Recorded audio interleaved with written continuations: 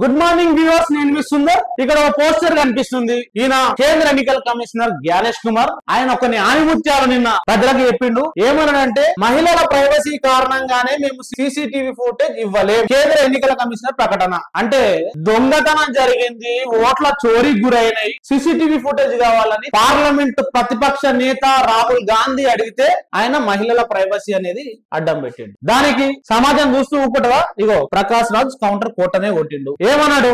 మీరు పోలింగ్ కేంద్రాల్లో సీసీటీవీలు పెట్టే ముందు మహిళల అనుమతి తీసుకున్నారా? జ్ఞానేష్ జీ, ఇది కామన్ సెన్స్ కాదా? అరే మా ఓట్లు దొంగతనం జరిగినాయిరా భయ్. ప్రజాస్వామ్య దేశంలో 1,00,000 ఓట్లు ఒక్క అసెంబ్లీ నియోజకవర్గంలో చోరీకి గురైందని స్వయంగా ప్రతిపక్ష నేత రాహుల్ గాంధీ మాట్లాడితే ఈయన సీసీటీవీ ఫుటేజ్ ఇవ్వమంటే మొన్న ఒకటి దొరికింది కదా, వీడియో చూడండి. ఇప్పుడు ఇదేంటిది?